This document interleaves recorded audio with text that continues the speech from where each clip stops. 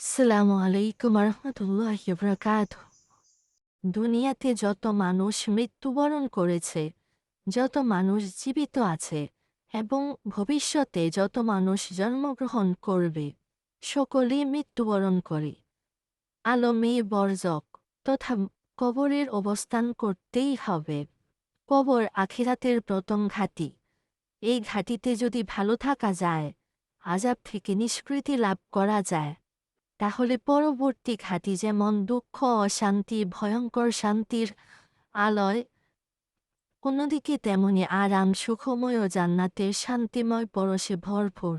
রাসূল সাল্লাল্লাহু আলাইহি ওয়াসাল্লাম ইরশাদ করেন, নিশ্চয় কবর বেহেশতের বাগান অথবা জাহান্নামের গর্ত হইবে। তিরমিজি।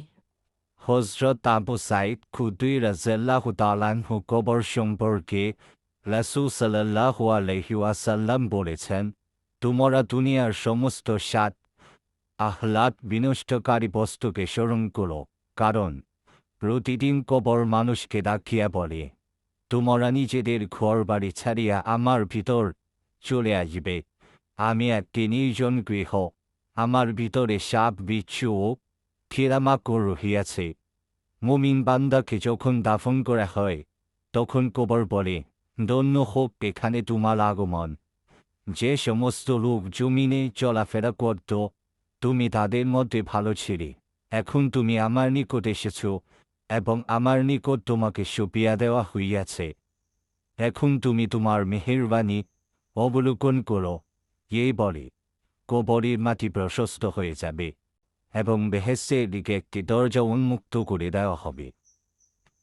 আর যখন কোনো অবিশ্বাসী গুনাহগার বান্দাকে দাফন করা হয়, তখন কবর তাকে বলে, এখানে তোমার আগমন ধন্য নহে। আমার পৃষ্ঠে যত লোক চলাফেরা করত, তুমি তাদের সকলের মধ্যে নিকৃষ্ট ছিলে। এখন তুমি আমার নিকট এসেছ, আমার ভয়ঙ্কর রূপ তোমাকে প্রদর্শন করছি। এই সময় কবরে উভয় পার্শ্বে একত্রে মিলে যাবে, ফলে মোদ্দার হাড় পাঁজর চূর্ণ বিচূর্ণ হয়ে যাবে এবং আল্লাহ তাআলা তার উপর ৭০টি বিষধর অজগর সাপ নিযুক্ত করবেন, যেগুলি তাকে কিয়ামত পর্যন্ত দংশন করতে থাকবে। এ সকল বিষাক্ত সর্প হতে যদি একটি অজগর পৃথিবীতে একটি নিঃশ্বাস ছাড়ে, তবে দুনিয়া যতদিন বহাল থাকবে ততদিন পৃথিবীর বুকে আর কোনো বৃক্ষলতা জন্মিবে না। নাউজুবিল্লাহ।